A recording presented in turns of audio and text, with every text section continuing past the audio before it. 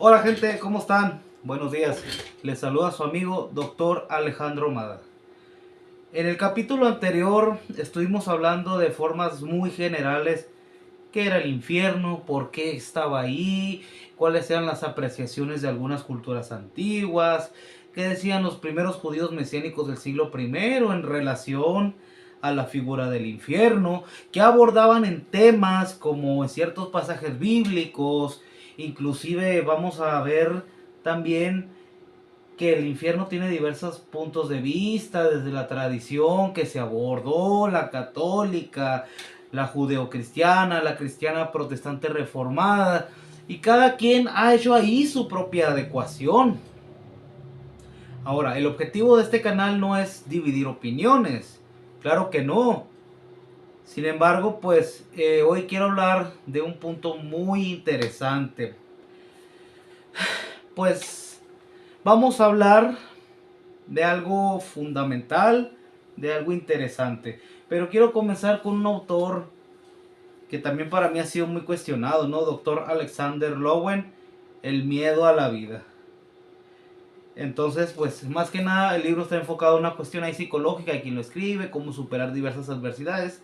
Pero hoy voy a introducirte el tema del temor de la vida y de la muerte. Ustedes lo pueden checar en ese libro, en la página 115.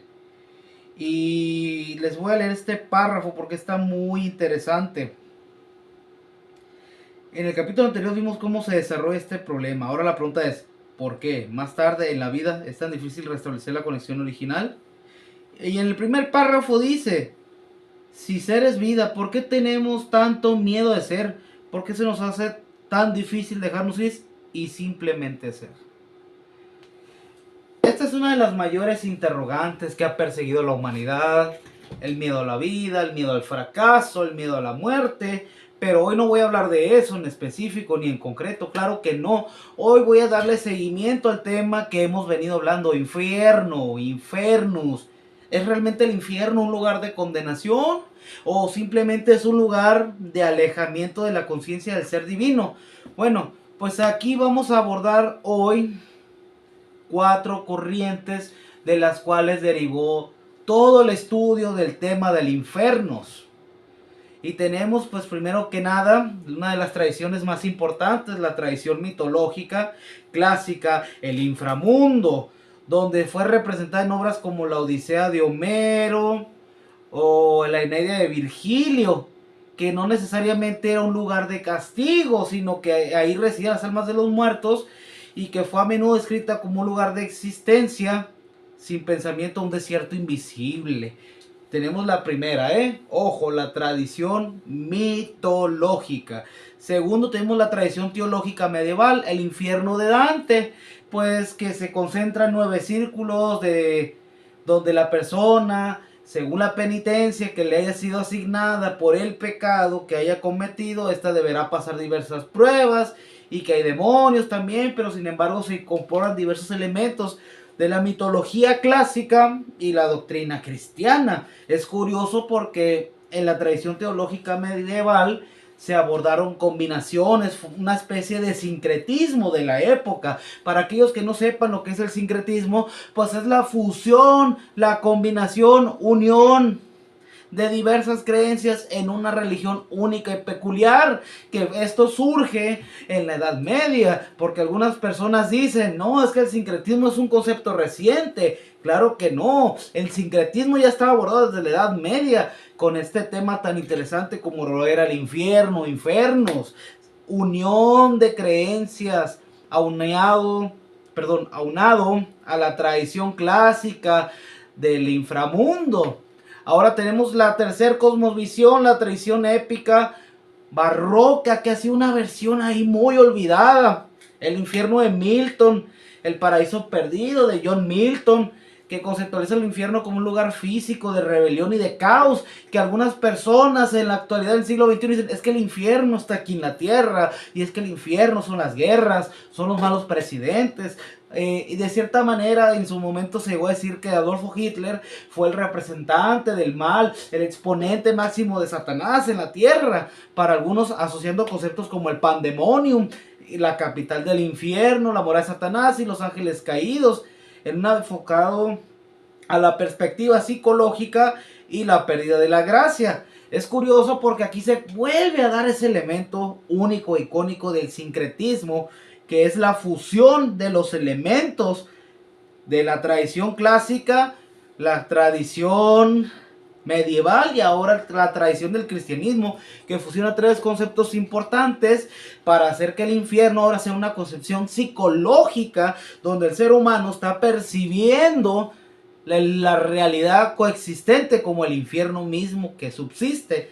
Y tenemos la cuarta visión, la moderna, que esta nace a partir del romanticismo y del siglo XX. El infierno que deja de ser un lugar geográfico y se convierte pues ahí en una metáfora de la deshumanización, la burocracia, el sufrimiento mental. Sin embargo, este tipo de infierno pues ya está más asociada a una perspectiva muy reciente del siglo XX. Ahora, ¿por qué te estoy hablando de estas cuatro versiones? Porque para algunos el infierno existe como una concepción teológica. En el caso del sincretismo, se ha funcionado ahí con algunos elementos. Ahorita ya he explicado estos cuatro puntos de entrada de las diversas versiones del infierno o divisiones. Podemos entender ahora por qué la gente cree, no cree y medio cree o medio no cree. Y estos son cuatro factores importantes que se dan en el tema del infierno. Ahora pues sí, dándole continuidad a esto, pues está muy interesante. Ahora, lo que fue el primer video se abordó la perspectiva teológica del cristianismo. Pero me dicen algunos que me han comentado mi video anterior y quienes no lo han hecho, igual se los comparto. ¿Dónde surge el infierno realmente? Bueno, se tienen escritos que en el año 3200 antes de Cristo fue escrito por primera vez el Código de Hammurabi. El Código de Hammurabi era un decálogo, eran las leyes, el equivalente al decálogo judío, pero que no eran 10 leyes, eran más leyes, y que en ese marco legal se establecía la vida del pueblo babilónico en sus orígenes fenicios también. Pero más atrás del Código de Hammurabi tenemos la creencia del zoroastrismo. Ahora, ¿por qué mencionas el zoroastrismo?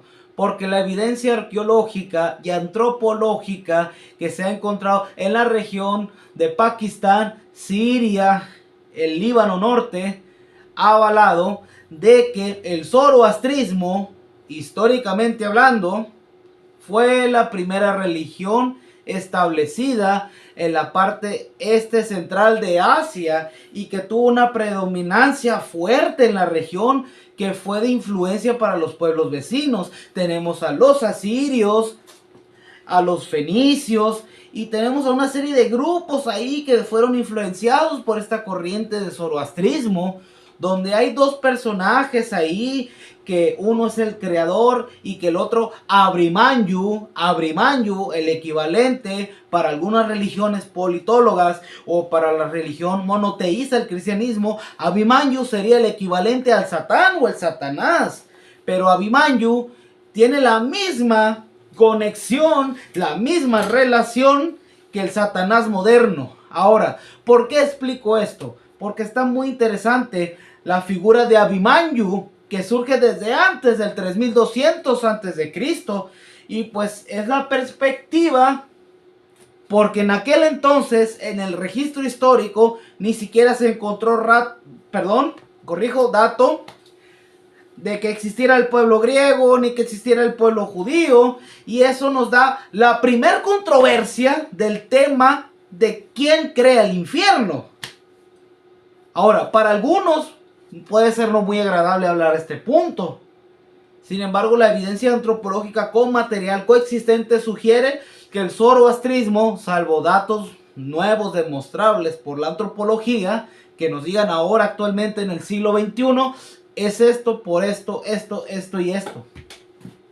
Así es un dato muy duro, es un dato muy contundente, es un dato muy brutal hablar del zoroastrismo, una religión que ya fue extinta y por la relación de pueblos que han sido o que han querido conquistar Babilonia, como lo fue Alejandro Magno en el año del 369 a.C. hasta el 304 o 30 años después, que fue cuando muere este personaje, Alejandro Magno. Es lo interesante porque nos permite abordar una perspectiva más profunda, más analítica. Ahora, ¿por qué tiene que ver la figura de Abimanyu en esto?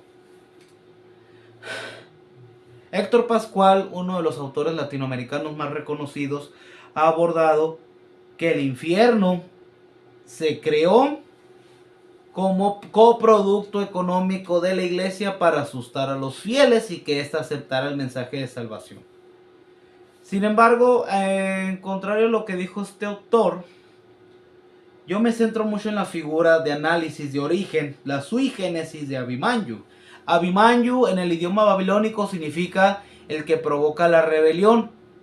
Y los que no han entendido el concepto sumerio o babilónico, porque antes de ser babilónicos eran sumerios del año 3200, el pueblo sumerio crea esta concepción que curiosamente en el libro de Ezequiel, el teológico, se habla de igual de una rebelión, donde dice, oh lucero de la mañana, que tú fuiste así, así, así y caíste. Entonces nos estamos encontrando ya puntitos ahí muy interesantes. Sin embargo, después de la expansión, conquista de pueblos vecinos, guerras, porque recordemos que para aquel entonces Babilonia, la grande, que fue descrita por los judíos en la Cábala, los judíos modernos en el Pentateuco y más adelante los biblios, señalan que la Gran Babilonia o la Gran Sumeria fue la primera en establecer estas bases, aunque ellos no lo reconozcan directamente. Puede parecer un aspecto muy duro, muy brutal, muy contundente. Lo entiendo, lo acepto. Pero aquí el punto central de esta situación es hablar, comprender y entender qué es lo que genera polémica. Porque hasta aquel entonces, el objetivo de Abimanyu, según la mitología sumeria, no era llevar a las almas a un lugar para su tormento, no era llevar las almas a una parte para castigarlos eternamente. De hecho, en la mitología sumeria, Abimanyu, su principal labor era entrar a la conciencia del creyente e influenciarlo para que cometiera actos deshonestos. Sin embargo, estos actos, si no se castigaban, o antes de que el creyente muriera, había otros dioses que se encargarían de hacerle un juicio. Muy curioso la perspectiva griega sobre Radamantis, Ayacos, que eran los, y aparte otro juez que eran los tres jueces del inframundo. Es decir, la mitología sumeria fue el pilar para crear los sincretismos de la religión de los griegos, la religión del judeo-cristianismo en sus primeras etapas primitivas, y fue, digamos así, el pilar de pueblos fenicios, arcadios, babilonios y otros tantos pueblos que había en aquella época. Ahora, sé que puede parecer algo complicado entenderlo, abordarlo y explicarlo, pero te tengo que decir todo esto porque apenas estamos en el primer punto de la tradición mitológica del infierno, del inframundo, porque ni siquiera era infierno. Es algo duro para muchos entender. Y voy a volver a citar este libro de Animales a Dioses. Hay un libro que se llama, que tiene una segunda parte de este autor. Y me gusta mucho de señalar en el capítulo este, es increíble cómo las culturas antiguas preveían estos aspectos. La verdad es que nos ha costado trabajo como humanidad abordar aspectos modernos y entender si el infierno existe o no. Ahora, yo no estoy diciendo que exista, pero tampoco estoy diciendo que no exista. Estoy haciendo un análisis literario, material, profundo, en base a evidencia, para que ustedes, querido público, determinen si esta situación pues fue así realmente. Y pues es increíble, la verdad. Es increíble lo que nos enseñan los libros. Yo nomás quiero leerte un pedazo de este libro porque está muy interesante. Y está muy brutal. ¿Por qué? Porque te voy a leer primero que nada quién fue el autor. Yuval Noah Harari. Es profesor de historia en la Universidad Hebrea de Jerusalén en el año de 1976. Y dice en este libro, un animal sin importancia. Y en el primer capítulo, en la página 15, habla de cómo se origina el ser humano en su antropología, la cosmovisión del Big Bang y demás. Pero dices tú, ¿qué tiene que ver esto? Pues para algunos autores simplemente no hubo infierno, y esa es la quinta teoría. La quinta teoría señala que el ser humano simplemente fue creado por cuestión global de un Big Bang y fue creado sin ninguna consecuencia legal, ni justificada, ni tampoco una consecuencia espiritual. Que esta teoría pues para muchos fue aceptada ya en el siglo XXI y XX, ¿no? La posmodernidad de la negación del infierno. Pero es muy interesante también abordarlo, la verdad. Muchos van a decir, tú eres un hereje, tú eres un heréticus, tú eres un hereje, tú eres un demonio. Pues soy tan demonio como tú y como yo, o sea, la palabra demonio significa el que castiga o el que es enviado a castigar, porque cuando hablamos de palabras y no las entendemos, tendemos a satanizar o interpretar literalmente un texto, cuando esto realmente no es así. Ahora, Antonio Piñero, uno de los autores también que critica la extinción del cristianismo y el fracaso del cristianismo, dice en su página 46: el infierno fue un invento socioeconómico de la iglesia para perturbar a los fieles en sus conciencias y hacerles creer a estos que había una condenación. Entonces, ya la primera teoría casi la terminamos en este apartado. El infierno, el inframundo. ¿Quién crea el inframundo? Porque hasta ese entonces, los primeros 2000 años de antigüedad, no se habló de un infierno. El infierno es uno de los conceptos teológicos universales que tiene poco más de 1000 años, porque cuando cobró mayor fuerza fue en el año de 1421 que se inician las oleadas de la Inquisición española, y hasta, ¿no? Ya hasta el Renacimiento se empieza a tratar ad litem, a fondo, que era el infierno. Pero vamos a hablar, ¿quién habló del inframundo? Los primeros que lo abordan fueron los griegos. El pueblo griego, la cultura griega, abordó y dijo: hay un lugar para los muertos en el cual el dios Hades se encarga de la administración, juicio de las almas de los enviados y su designación al lugar correspondiente.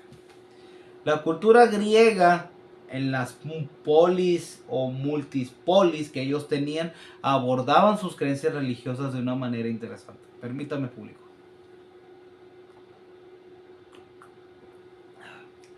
Entonces, estas cuestiones globalizadas del infierno nos permiten ver las cosmovisiones de las culturas. Hasta aquel entonces la cultura griega habló del Hades. ¿En qué era el Hades? Hades, para los que no saben terminología griega, aquí yo tengo un diccionario muy interesante que la verdad, público apreciado, se los quiero recomendar. Diccionario de etimologías grecolatinas. Creo que es el último libro que tengo aquí al fondo. La verdad es donde puedo rescatar muchos conceptos muy útiles para ustedes como público. Les recomiendo este libro. Diccionario de etimologías grecolatinas al español. Nos vamos al índice y la verdad es que vamos a buscar esta palabra porque está muy interesante. Hades, ¿qué significa? Yo se los puedo decir de viva voz, pero quiero que sepan que estoy trabajando con fundamento literario, fuentes bibliográficas reales, fuentes que existen y que dan de qué hablar de esta situación. Está muy interesante el tema. Hay mucho que hablar. Y nos vamos a la página 295 y 151 de este libro.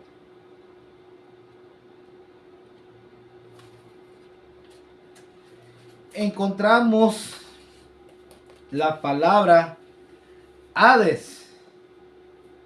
Y dice, del término subterráneo, debajo de la tierra, en la mitología griega, era el dios que se encargaba de la administración de las almas de los difuntos. ¿Qué les parece? No lo digo yo, lo dice el libro. Entonces, cuando abordamos estas cuestiones,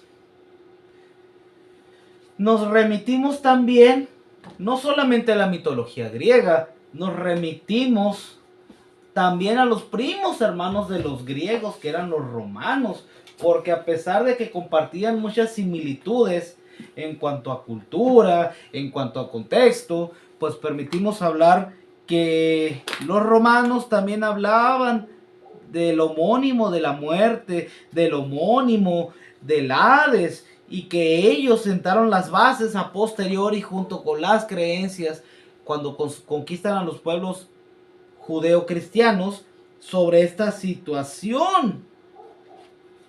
Y es muy interesante, muy interesante, porque yo les quiero leer este punto de los romanos, cómo ellos apreciaban la muerte de las personas, cómo en la pater familias y en las jus civiles que existían en aquel entonces se hablaba de la muerte, cómo ellos lo abordaban. Es muy interesante, la verdad, porque de la muerte existían muchas cosas muy interesantes. Y nos vamos a la página 327. A mí me gusta buscar rápido las citas para que ustedes entiendan, porque los romanos, ellos utilizaban una palabra que por primera vez se vio en la historia: mortem o mortis. El término mortis era cuando una persona simplemente dejaba de existir y ya la persona fenecía en cuestión viva. Sin embargo, está muy interesante que los romanos, dice, no existió para el derecho romano ni por actos intervivos ni mortis causa. Es interesante porque para los romanos por primera vez no solamente asocian al Hades, sino que asocian también la muerte, la causa de la muerte, y se vuelve a un complejo más interesante, ¿no? El término mortis en los diccionarios, muerte, ya empezamos a entender cómo se da este concepto del inframundo, ¿no? Hay mucho tema que hablar. Yo trato de resumírselo a ustedes de una forma concreta, sincrética. Estoy abierto a opiniones y críticas también, porque yo no lo puedo saber todo. Sin embargo, mi canal está enfocado a crear contenido para informar a la gente. Ahora, a diferencia de mis opositores que están en redes, que nomás hablan por hablar, yo sí les cito fundamento bibliográfico y quiero que se graben bien eso, porque yo, en mi opinión personal, nunca te voy a hablar un tema sin tener el fundamento bibliográfico para ello. La experiencia religiosa o las variedades de la experiencia religiosa también incluyen el conocimiento. Entonces, vamos a hablar del infierno de Dante. Es una cuestión también muy interesante, donde se describen 9 círculos en los cuales el autor Dante Alighieri aborda que la persona que ha pasado por el proceso de mortis adeptus o mortis ad futurem, esta persona ya tiene una conciencia después de muerta, porque en las primeras teorías del infierno, el inframundo, simplemente la persona muere y no pasa nada. De hecho, en las tradiciones judeocristianas, cuando tienen contacto con pueblos vecinos a través del comercio en los años primitivos de la iglesia judeocristiana, ellos se transmiten conocimientos herbolarios, médicos, financieros, intercambian productos, y estos pueblos no solamente intercambian productos financieros, sino que intercambian culturas, conocimientos. Y la diferencia, lo interesante aquí es que las almas, por ejemplo, en el contexto griego que morían, simplemente ya tenían el destino fijado, ya sabían para dónde iban y no poseían una conciencia propia, sino que hasta que llegaban al lugar que les asignaban los 3 jueces del inframundo. En la cultura judeo-cristiana se habla por primera vez de que el alma tenía conciencia psicológica, física, metafísica y espiritual que le permitía sentir y experimentar los sentidos alternos a la vida o después de la muerte. Entonces, esto se vuelve por primera vez muy interesante, porque ahora el alma que muere, y ahí los dicen los judíos en sus libros de Hebreos, que el alma que muera irá a juicio, pero nunca te describen que también el alma en aquellos tiempos ahora tenía una conciencia, una forma de pensar y de sentir contrario a las primeras teorías antiguas.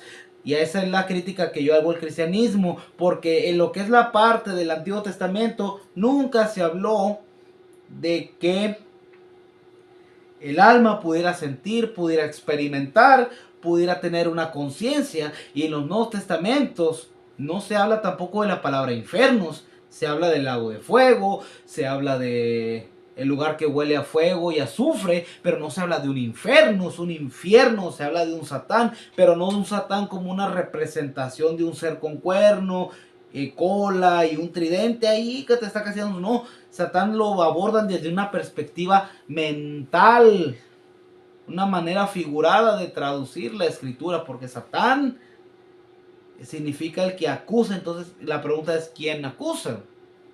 Pero eso vamos a hablar sobre este personaje después y otras cosas ahí bastante interesantes, ¿no?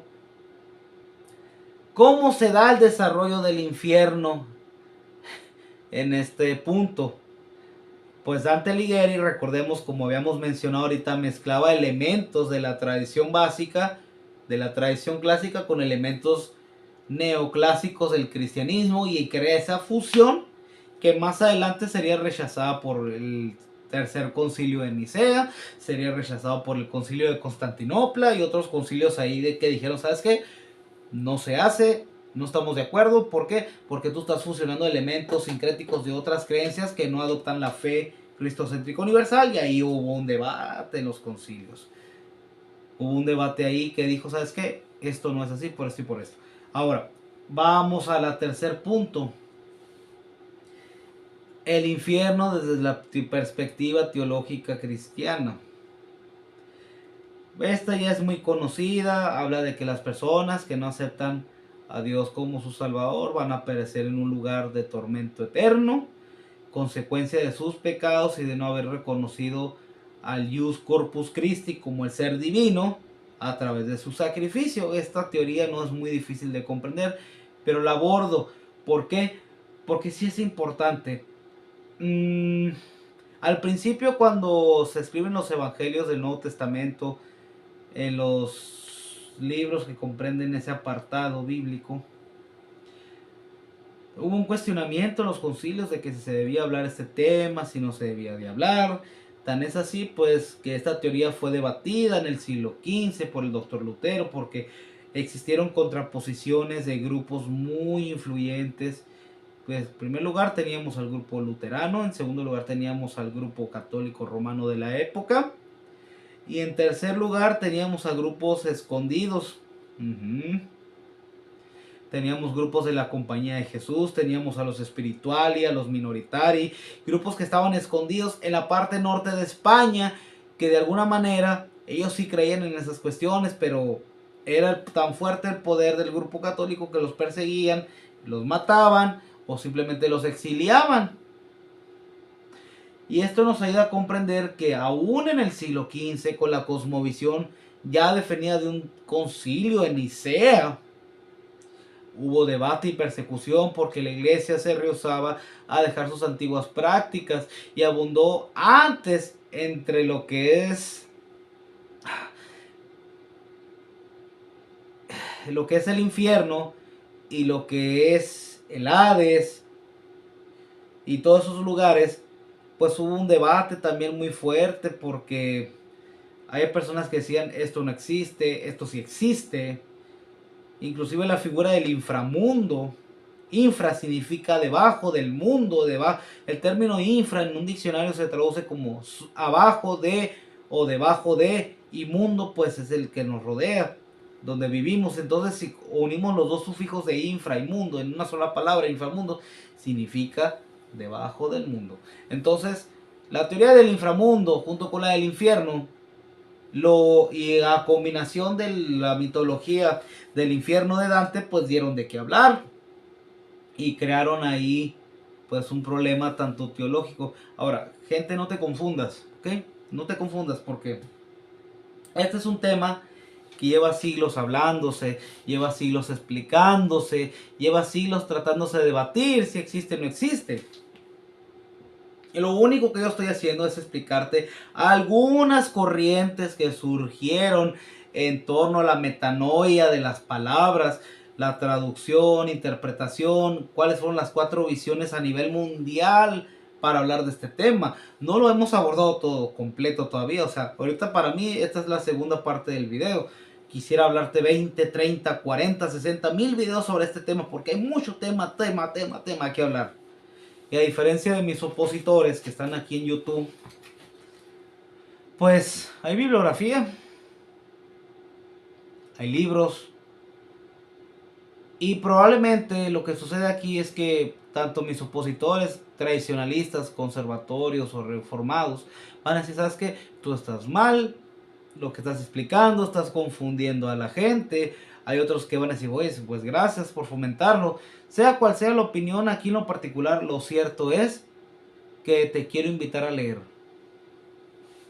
Hay libros muy buenos, muy maravillosos, que nos abren la puerta a posibilidades ilimitadas. De hecho, antes de concluir, después de tanto Concilio Vaticano se dijo que el infierno debía de existir. Pero ¿qué pasó? Pues del siglo XV al XVII se acaba la fuerza de grupos religiosos a nivel mundial y surge un fenómeno que marcaría para siempre a la humanidad: la revolución industrial. La revolución industrial generó un cambio tan importante a nivel geopolítico global que fomentó primero que nada un fenómeno conocido como la globalización. La globalización permitió el intercambio de culturas, de interconexiones y demás. Y en ese fenómeno de la globalización todas las creencias se empiezan a fusionar, otras se desfusionan, otras crecen. Pero no estoy haciendo de menos el hecho de que antes también se haya dado el sincretismo. Pero la forma en que se dio el sincretismo en siglos pasados fue más lenta.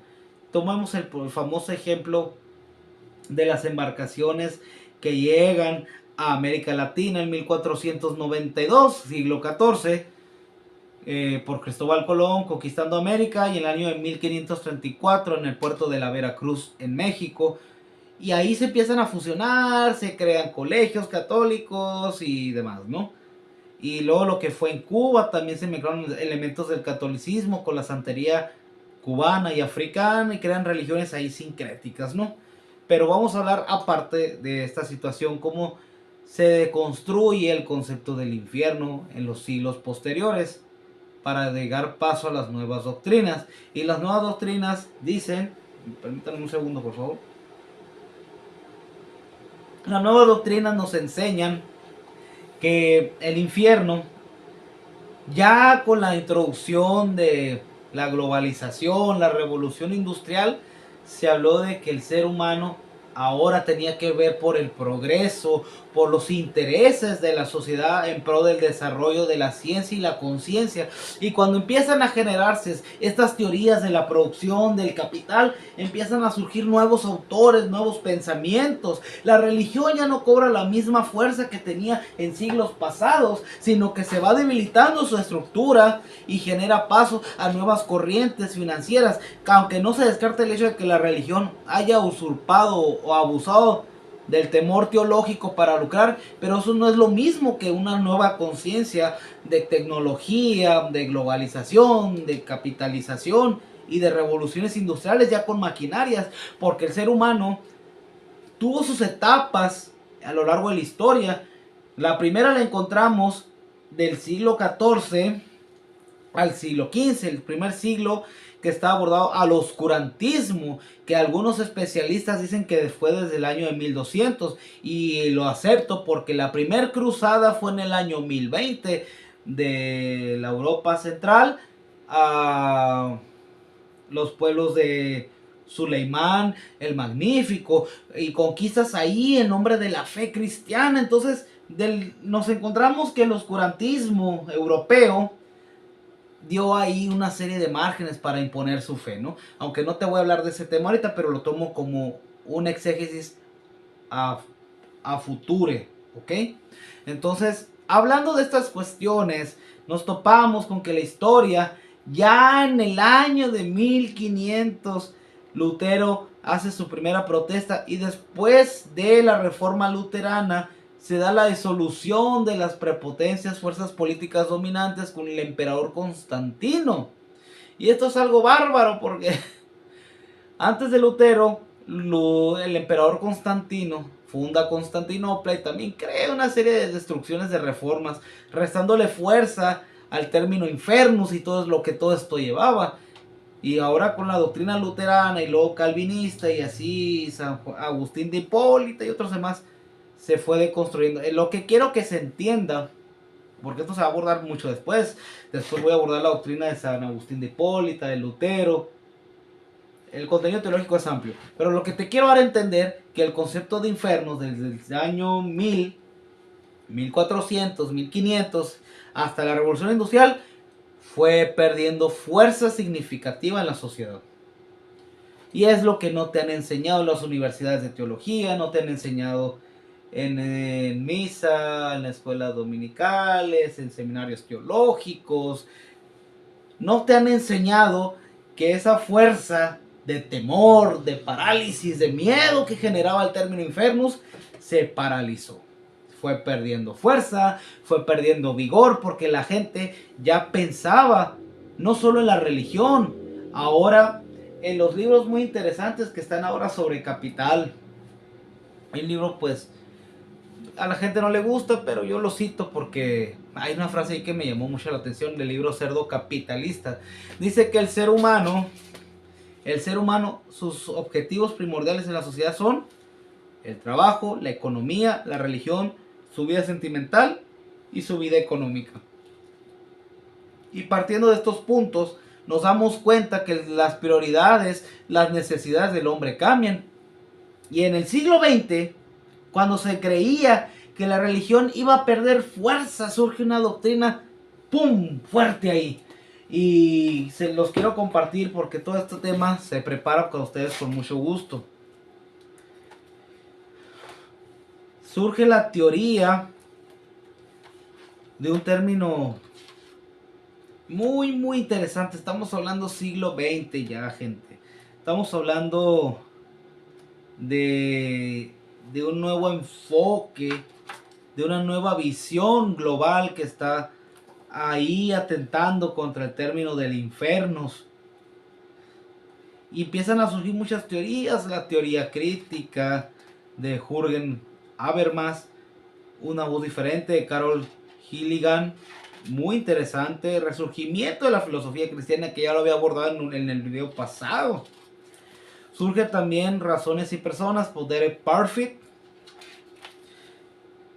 los límites morales, o sea, surgen tantas corrientes que destruyen la fuerza del infierno en la sociedad. Pero aquí hay algo interesante, gente.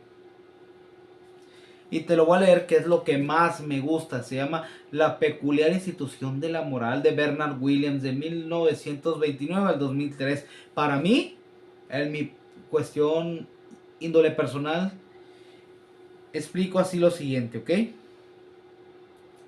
Al final de este párrafo, cuando explica esta persona pues los límites de la moral, qué es el ser humano, cómo lo explican universidades, dice Bernard Williams en un párrafo aquí muy interesante, dice: y Williams argumenta en contra de que un sistema moral así concebido sea demasiado básico y monolítico para guiar nuestro pensamiento sobre cómo vivir. Impone un marco simplista y generalista que nos impide ver tanto la riqueza como el caos de la vida humana y la elección de valores. Interesante, ¿no?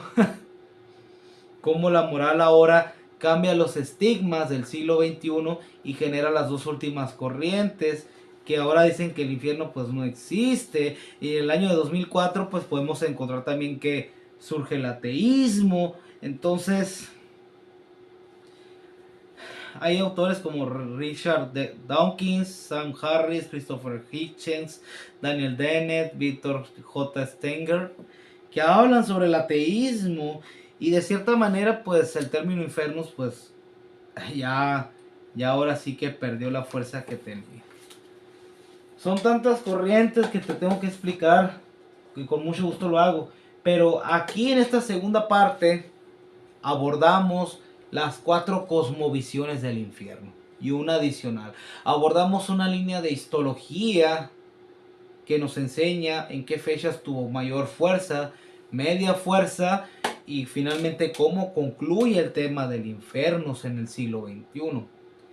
Y cerrando ya, porque es de madrugada la verdad y hay cosas que hacer todavía en lo personal por parte de su servidor, yo les quiero hacer una simple pregunta a reflexión. ¿Aún siguen creyendo en el infierno o no siguen creyendo? No me contesten. Si quieren hacerlo en los comentarios, háganlo, lo voy a leer con mucho gusto. Pero la verdad, ¿qué piensan ustedes? ¿Estamos a rumbo a crear una conciencia colectiva sobre lo que es el infierno realmente? ¿O la sociedad despertará o no despertará? ¿O simplemente la sociedad ha logrado tantos avances en el campo de la teología y el conocimiento y la capital que el término infierno es innecesario? Yo los dejo con estas dos preguntas. Reflexionen si la misma apologética, la misma teología nos obliga a replantearnos a que si exista realmente o no lo exista, o atendemos a las visiones cosmomundiales del siglo XXI en adelante que nos prepara el destino. Gracias amigos, soy el doctor Alejandro Mada compartiéndoles otra cápsula. Gracias y saludos, les deseo siempre lo mejor. Y recuerden la frase esta que me encanta, mi frase favorita: el pueblo pereció por falta de conocimiento. Saludos.